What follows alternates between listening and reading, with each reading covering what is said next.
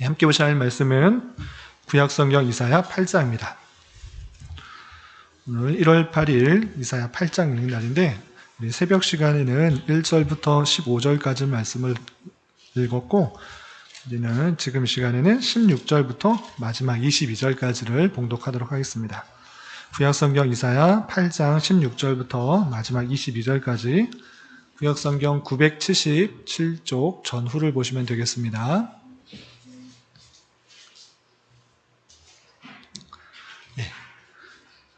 다 찾으셨나요? 16절부터 함께 봉독합니다. 너는 증거의 말씀을 싸매며 율법을 내 제자들 가운데서 봉함하라. 이제 야곱의 집에 대하여 얼굴을 가리시는 여호와를 나는 기다리며 그를 바라보리라. 보라, 나와 및 여호와께서 내게 주신 자녀들이 이스라엘 중에 징조와 예표가 되었나니 이는 시온산에 계신 만군의 여호와께로 말미암은 것이니라. 어떤 사람이 너희에게 말하기를 주절거리며 속살거리는 신접한 자와 마술사에게 물으라 하거든 백성이 자기 하나님께 구할 것이 아니냐 산자를 위하여 죽은 자에게 구하겠느냐 하라. 마땅히 율법과 증거의 말씀을 따를지니 그들이 말하는 바가 이 말씀에 맞지 아니하면 그들이 정녕 아침빛을 보지 못하고 이 땅으로 헤매며 곤고하며 굶주릴 것이라. 그가 굶주릴 때에 격분하여 자기의 왕과 자기의 하나님을 저주할 것이며 위를 쳐다보거나 땅을 굽어보아도 환난과 흑암과 고통의 흑암뿐이리니 그들이 심한 흑암 가운데로 쫓겨 들어가리라. 아멘. 추운 날씨 또 길도 험한데 이 자리에 나오신 여러분들 위해 하나님의 크신 은혜가 함께하기를 진심으로 기원합니다. 기도의 자리를 사모하고 또 말씀의 자리를 사모한 것 하나님께서 우리에게 주신 큰 복이라 생각하면서 이 기도의 자리 또 말씀의 자리를 소중하게 생각할 수 있기를 바라고 그냥 형식과 습관에 따라 기도하고 또 말씀 듣는 것이 아니라 하나님께서 이 시간을 통해서 나에게 어떤 말씀을 하실까 기대하는 마음으로 하나라도 배우고 또 하나님 말씀을 듣겠다라는 그런 심령으로 이 시간에 함께 은혜 받을 수 있는 그런 시간이 될 수 있기를 바랍니다. 오늘 말씀 읽기 본문은 이사야 8장입니다. 우리가 이사야의 말씀을 1월 들어서 계속 읽는데 다시 한번 잘 정리하면 이사야서가 어떤 책인가 라고 했을 때 지금으로부터 2700여 년 전, 그러니까 BC 약 700여 년 전에 남유다에서 활동하였던 이사야 선지자를 통하여서 하신 말씀인데 이사야 선지자를 통하여서 어떤 말씀을 하셨는가? 그때 당시 남유다의 형식과 습관에 따라 제사 드리고 또 종교적인 형식을 갖고 살아가는 이스라엘 백성들에게 그런 것이 중요한 것이 아니라 실제의 삶에 있어서 각자 처해진 실제의 삶에 있어서 하나님의 뜻이 무엇인지를 잘 깨닫고 그것을 순종하는 것이 하나님께서 원하시는 바인데 그런 모습 없이 종교적인 형식 또 수많은 제사 제물을 드리고 손을 펴 하나님께 많이 기도하는 모습은 있지만 그런 형식과 습관에 따라 제사제도 종교의식을 행하고 있는 그 남유다의 백성들에게 하나님의 진노와 심판을 선언하고 있는 말씀이 이사야서다라는 것들을 생각해 보아야 될 것입니다. 그래서 이사야 선지자를 통해서 그때 당시에 이스라엘 백성들의 잘못들을 지적할 뿐만 아니라 하나님께서 심판하시고 저주하시고 많은 것이 아니라 하나님께서 택하신 백성들이 있기에 하나님께서 그의 백성들을 구원하시고자 메시아를 보내주실 것이다 라는 것을 이사야 선지자를 통해서 알려주는 것입니다. 그래서 때로는 이사야서가 구약 성경이고 상징적이고 길기 때문에 이게 무슨 내용인가 어렵다라고 생각할 수 있는데 이런 개념 안에서 전반부에서는 이스라엘 백성들의 잘못들을 지적하면서 심판하시겠다. 이스라엘 백성뿐만 아니라 그 주변에 있는 나라 또한 하나님께서 심판하시겠다라는 내용이 전반으로 나오고 그 이후에는 물론 사이사이에 하나님께서 회복의 말씀 또 메시아를 예언하는 말씀도 있지만 뒷부분에서는 더 구체적으로 우리를 위해서 메시아를 보내줄 것을 구체적으로 설명하는 부분이 뒷부분에 나온다. 이렇게 생각해야 될 것입니다. 그래서 우리가 1장부터 7장까지 살펴볼 때 어떤 문제가 있었는가라고 했을 때는 하나님의 백성이라고 하면서 종교적인 행식들을 다 갖고 있었지만 다시 한번 말씀드리지만 그 삶 속에서 실제 처해진 삶 속에서는 하나님의 뜻과 무관하게 자신의 욕심을 따라 행하며 지도자, 또 관리들, 장로들 그 모든 높이 있는 사람들이 자기의 유익만을 해가고 있는 안타까운 모습이 있을 때 하나님께서 심판하시겠다라는 그런 말씀들을 앞에서 살펴본 것입니다. 또 오늘 말씀에 있어서는 남유다에 아주 큰 위기가 찾아옵니다. 어떤 위기가 찾아오는가? 전쟁이 바로 일어날 것 같은 아주 위기의 상황이 나오는데 어떤 어려움 가운데 있었는지, 그리고 그 어려움 가운데 하나님께서는 이사야 선지자를 통해서 어떻게 말씀하셨는지를 통해서 우리가 어려움이 닥쳤을 때 어떻게 행해야 되는지를 교훈받는 그런 시간을 갖도록 하겠습니다. 우선 7장과 8장이 같이 이어지는, 연결되는 본문인데 7장과 8장에서는 아하스 왕의 있었던 사건들을 설명하고 있습니다. 아하스 왕 때 어떤 일이 있었는가? 그 내용이 7장 2절에 이렇게 표현되어 있습니다. 우리 앞장 어제 본문이었던 7장 2절을 함께 읽어보도록 하겠습니다. 시작. 어떤 사람이 다윗의 집에 알려 이르되 아람이 에브라임과 동맹하였다 하였으므로 왕의 마음과 그의 백성의 마음이 숲이 바람에 흔들림 같이 흔들렸더라. 다윗의 집이라는 것은 다윗의 왕가를 뜻하는 것인데 앞에서 1절과 함께 읽어보면 아하스 왕에게 이런 소문이 들렸던 것입니다. 어떤 소문이냐? 아람과 에브라임이 동맹하였다라는 것입니다. 아람은 어떤 나라고 에브라임은 어떤 나라인가? 라고 했을 때는 에브라임은 에브라임 지파를 뜻하는 것인데 북이스라엘을 대표하는 지파가 에브라임 지파입니다. 그렇다면 남유다, 남쪽 이스라엘, 남유다를 대표하는 지파는 베냐민과 유다 지파 중에 유다 지파인 것입니다. 그래서 에브라임과 아람이 동맹하였다라는 것은 북이스라엘과 그 위에 있는 다메섹을 수도로 하고 있는 아람, 그 나라가 동맹하였다라는 것입니다. 동맹하는데 왜 이렇게 떨리는가, 무섭는가? 백성의 마음이 숲이 바람에 흔들림 같이 흔들렸다라고 하는가라고 했을 때는 그 1절에서 보면 두 나라가 연합하여서 다른 나라를 공격한 것이 아니라 남유다를 쳐들어왔기 때문에 두려운 것입니다. 북이스라엘 자체도 같은 민족이지만 계속적으로 싸움과 분쟁 가운데 있었습니다. 그런데 북이스라엘만 쳐들어온 것이 아니라 북이스라엘이 아람이라는 나라와 동맹하여 함께 쳐들어온다라는 소식들을 들었을 때 이 아하스 왕은 두렵고 떨렸던 것입니다. 아하스 왕만 떨렸는가? 그것이 아니고 그의 백성도 또한 그 동맹하여 쳐들어올 것 같은 상황 속에서 두렵고 떨렸던 것입니다. 어떻게 떨렸는가? 그의 백성의 마음이 숲이 바람에 흔들림같이 흔들렸다라고 됐습니다. 바람이 불면 나무가 이렇게 떠는 것을 볼 수 있습니다. 그렇게 떠는 것 같이 백성들뿐만 아니라 왕이 그 소식을 듣고 매우 떨고 있는 상황 가운데 있는 것입니다.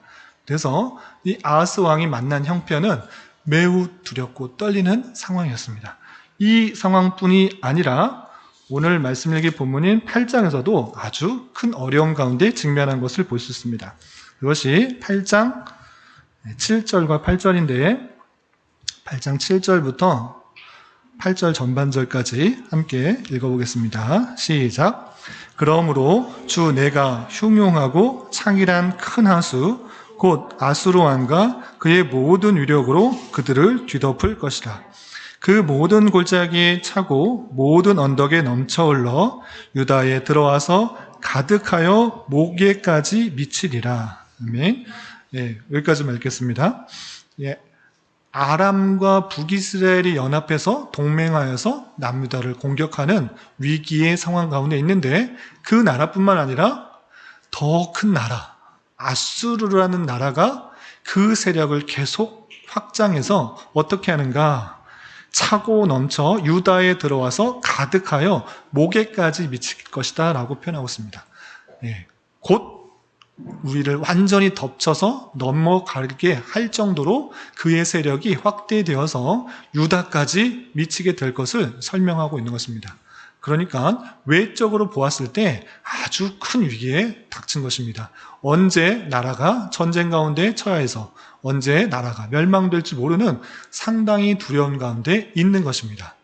그런 상황 속에 있을 때 하나님께서는 이사야 선지자를 통하여서 아하스 왕과 이스라엘 백성들에게 어떤 말씀을 전해 주었는가? 그 내용이 7장과 8장에 연달아서 나오고 있는데, 우선 에브라임, 북이스라엘과 아람이 동맹하여서 전쟁하여 올지라도 너희들이 두려워할 것이 없다라고 말씀해 주셨습니다.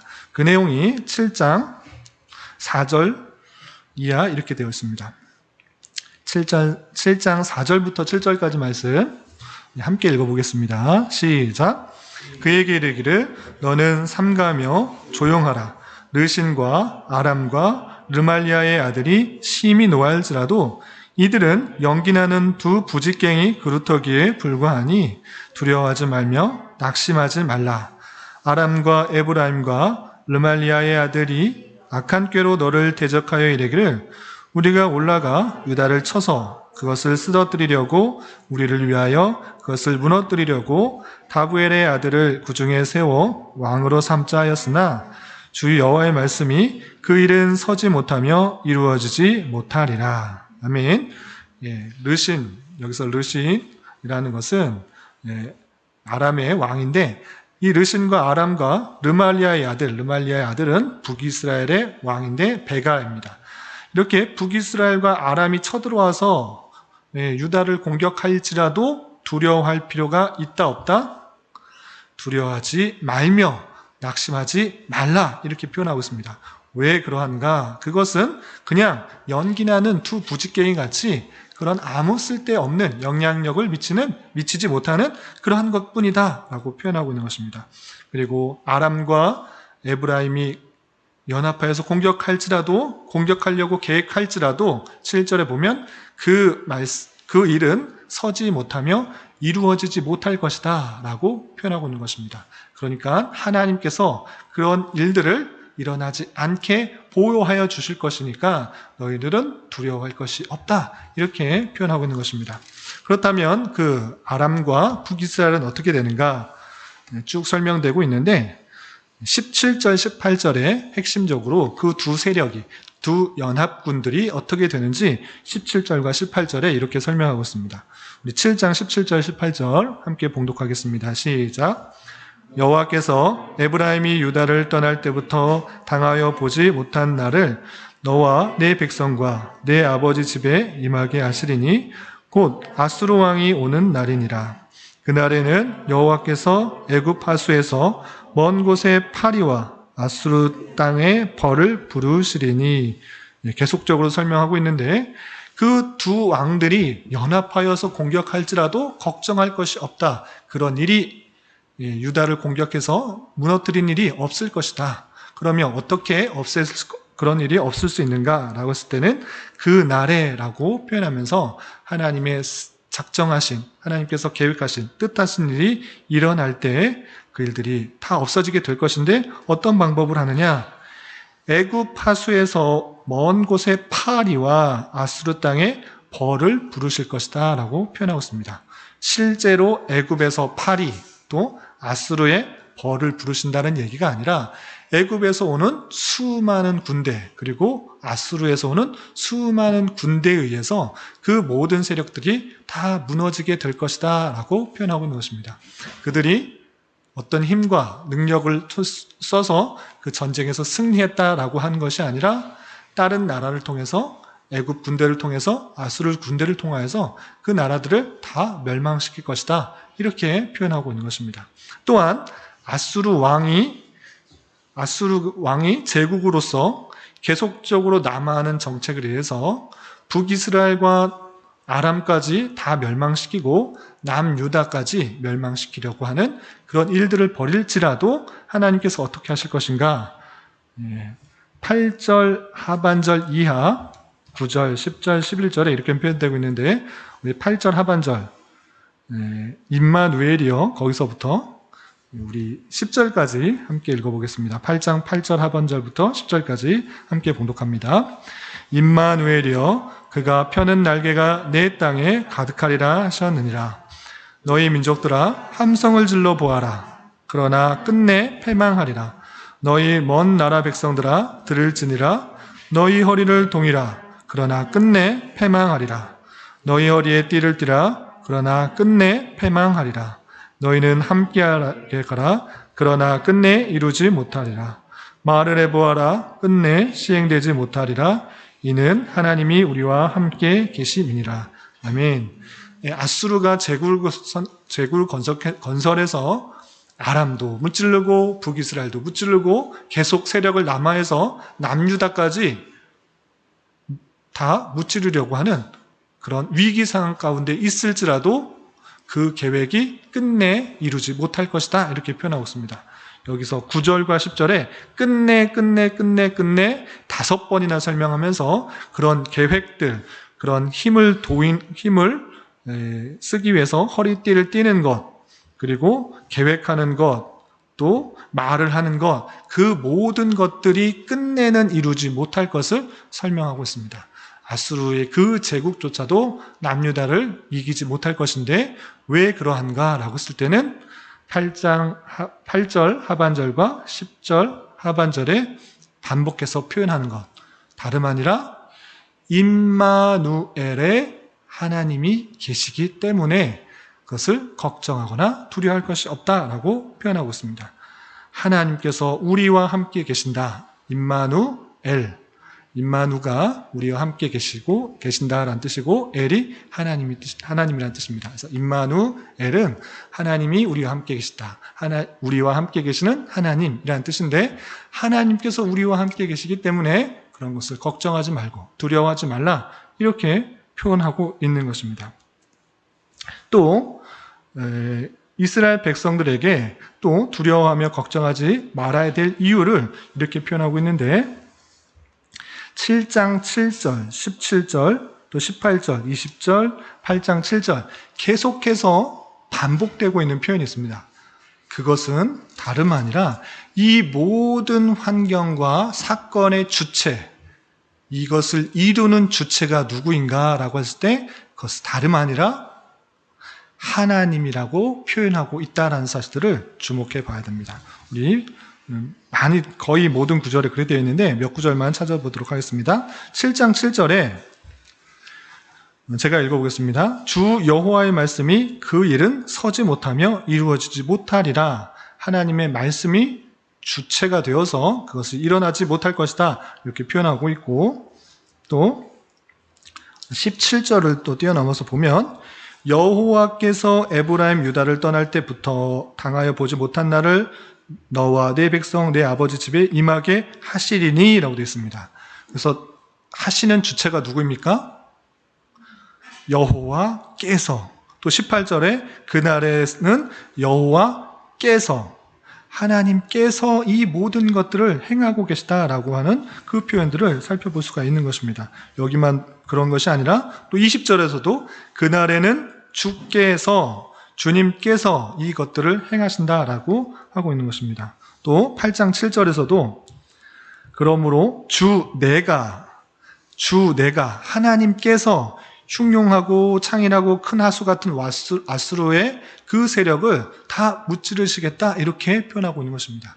그러니까 모든 사건의 주체가 되시는 분이 누구신가, 이 모든 일들을 이루시는 분이 누구신가라고 했을 때 다름 아니라 여호와 하나님께서 이 모든 일들을 이루어 나가고 있다는 그 사실들을 알아야 되는 것입니다. 그렇기 때문에 우리는 누구를 두려워해야 되는가를 잘 깨달아야 됩니다. 우리는 그냥 볼 때 아수르 군대가 두렵습니다. 우리는 그냥 볼 때 북이스라엘과 아람 군대가 연합해서 공격하는 것이 두렵습니다. 떨립니다. 사시나무 떨듯이 숲이 바람에 흔들리는 것 같이 그렇게 떨립니다. 그렇지만 그 모든 것을 주관하시는 분이 북이스라엘 왕이 아니라, 아람의 왕이 아니라, 아수르의 제왕이 아니라 하나님이시라는 것들을 우리는 말씀을 통해 깨달았기 때문에 누구를 두려워해야 되는가? 다름 아니라 하나님을 두려워해야 된다는 것입니다. 그 내용이 13절, 14절, 8장 13절, 14절 이렇게 표현되고 있습니다.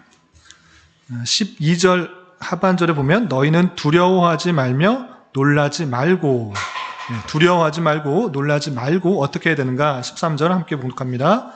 만군의 여호와 그를 너희가 거룩하다 하고 그를 너희가 두려워하며 무서워할 자로 삼으라. 아멘. 세상에 있는 환경과 여건, 사람을 두려워할 것이 아니라 누구를 두려워하고 무서워할 자로 삼으라? 만군의 여호와 그를 너희가 두려워하며 무서워할 자로 삼으라 라고 하고 있는 것입니다. 우리는 세상의 환경, 여건, 어떤 상황이 두렵다라고 느껴지지만 그 상황을 하나님께서 모르시는 것이 아니라, 그 상황을 어쩔 수 없이 통제를 못하시는 것이 아니라 그 모든 만물을 주관하시고 통제하시고 통치하시고 섭리하시는 분이 주님이시기 때문에 우리는 그 상황, 그 사람, 그 환경, 그것을 두려워하는 것이 아니라 하나님을 두려워하며 무서워할 자로 삼으라, 이렇게 표현하고 있는 것입니다. 그래서 우리는 세상을 무서워하고 두려워하는 것이 아니라, 질병을 무서워하고 두려워하는 것이 아니라, 상황을 무서워하고 두려워하는 것이 아니라 이 모든 것을 이용하셔서 통치하셔서 역사하시는 하나님을 두려워하며 무서워할 자로 삼아야 된다는 것입니다. 그리고 14절에서는 그가 성소가 되시리라 라고 표현하고 있습니다. 그분이 성소가 되셔서 우리가 그분께 나아가며 그분을 만날 수 있는 그 모든 것이 되어주신다는 그 사실들을 가지고 우리는 주님만을 두려워하며 살아가야 된다, 이렇게 표현하고 있는 것입니다. 이런 말씀을 깨달은 자로서 16절 이하 22절까지 어떻게 살아야 될 것을 교훈하고 있는가, 그 내용이 우리가 읽었던 그런 본문인데 16절 이렇게 표현하고 있습니다. 우리 16절 말씀 8장 16절 함께 봉독하겠습니다. 시작. 너는 증거의 말씀을 싸매며 율법을 내 제자들 가운데서 봉함하라. 아멘. 이 증거의 말씀, 여러 가지 그 말씀들을 다 했는데 이것을 싸매며 율법을 내 제자들 가운데서 봉함하라 라고 되어 있습니다. 싸매며 봉함하라? 이게 무슨 뜻인가? 율법을 싸매고 봉함하라? 그러면 율법이 새 나가지 못하도록 하라는 뜻인가? 그런 것이 아니고, 이 귀중한 말씀이 전해지게 되는 것은 하나님의 택하신 백성, 그 사람들에게 전해지게 되기 때문에 아주 귀하게 생각하고 잘 보관하라라는 뜻인 것입니다. 이 말씀이 아무리 사람들에게, 모든 사람에게 전해져도 귀 기울여 듣지 않고 흘려버리고 무시하는 사람들이 많을진데, 그렇게 함부로 전해지고 함부로 여겨지는 것이 아니라 율법을 싸매며 봉함하여서 하나님의 택하신 백성들에게, 오고 오는 그 세대들에게 잘 전해줄 수 있도록 우리가 잘 간직하며 전해줄 수 있도록 봉함하고 싸매라, 이렇게 표현하고 있는 것입니다. 내 제자들 가운데서 봉함하라. 하나님의 택하신 그 제자들에게 온전히 전해지고 지켜지고 생각할 수 있도록 잘 간수하라, 이렇게 표현하고 있는 것입니다. 또한 17절에 이렇게 표현하고 있습니다. 17절 말씀 함께 봉독합니다. 이제 야곱의 집에 대하여 얼굴을 가리시는 여호와를 나는 기다리며 그를 바라보리라. 야곱의 집에 대하여 얼굴을 가리시는 하나님께서 약속하셨는데, 이제 그 죄로 말미암아, 순종하지 않은 그 죄로 말미암아 심판하셨을 때 그 얼굴을 가리시는 그 여호와를 다시 한번 기다리며 그를 바라본다라고 하고 있습니다.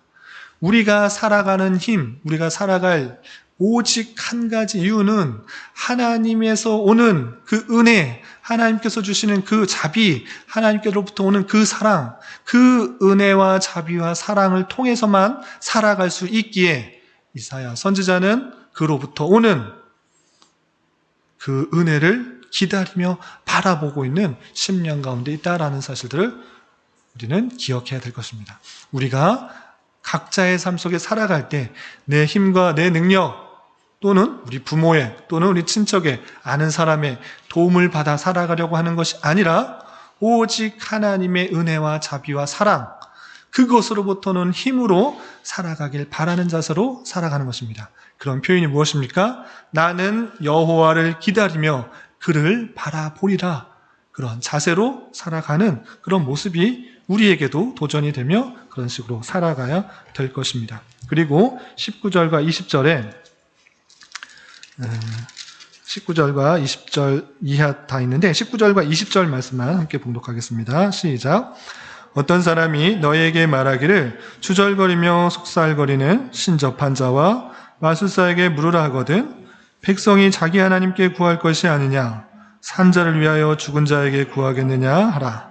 마땅히 율법과 증거의 말씀을 따를지니 그들이 말하는 바가 이 말씀에 맞지 아니하면 그들이 정녕 아침빛을 보지 못하고. 아멘.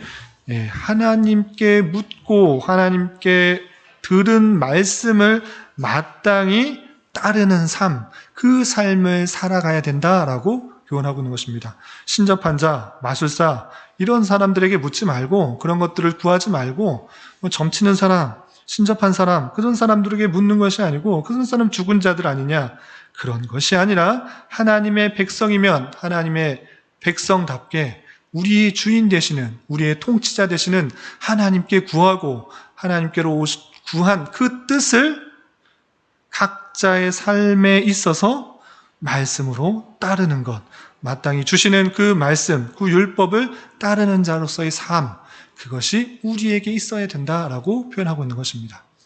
우리가 이 세상 모든 만물을 주관하시는 분이 누구신지를 깨달은 자로서 각자의 삶 속에서 하나님만을 바라보고 하나님만을 두려워하며 하나님의 주신 그 뜻 가운데 살아가길 힘쓰는 그런 삶이 우리에게 주어져야 될 것입니다. 그렇기 때문에 우리의 삶에 있어서 그런 삶을 살아갈 때 하나님께서 참으로 기뻐하시면서 또 하나님께서 원하시는 그런 백성의 모습으로 세워져 가게 될 것입니다. 이런 은혜가 저와 여러분, 우리 모두에게 있기를 진심으로 기원합니다. 말씀을 생각하면서 기도하실 때 뒤편에 보시면 말씀을 생각하면서 기도했으면 좋겠는데 우선 하나님을 두려워하는 것이 아니라 세상과 상황에 두려워하며 걱정과 근심을 해왔던 삶은 아니었는지 되돌아보면서 참으로 하나님을 두려워하며 하나님을 무서워하는 자로서 삶을 살아가게 해달라고 기도했으면 좋겠고 또한 하나님의 신실하신 인도하심과 섭리를 기자하는 자가 되도록 기도했으면 좋겠고 또 하나님의 말씀을 더욱더 잘 익히고 그 뜻에 순종하며 살아가는 자가 되도록 우리가 말씀을 생각하면서 함께 먼저 기도하도록 하겠습니다. 기도하겠습니다. 하나님 아버지 감사합니다. 오늘 말씀을 통해서 우리를 두렵게 하고 떨리게 하는 여러 상황이 올지라도 하나님께서 모든 것을 통치하시고 다스리시며 역사하신다는 사실들을 깨달은 자로서 무엇보다 주님을 더욱더 두려워하며 무서워할 줄 아는 자가 되게 하여 주시고 이러한 시기에 더욱더 주님의 뜻을 분별하기에 힘써 그 뜻에 맞춰 각자의 삶 속에서 잘 살아갈 수 있는 자 되게 하여 주시옵소서. 주님, 이 시간에 우리에게 주어진 여러 가지 기도 제목을 가지고 주님께 나아갑니다. 우리의 기대와 간구보다 훨씬 더 풍성하게 채워주고 주시고 역사해 줄 것을 믿고 주님의 나라와 의를 믿음으로 간구하는 자 되게 하여 주시옵소서. 예수님의 이름으로 기도드리옵나이다. 아멘.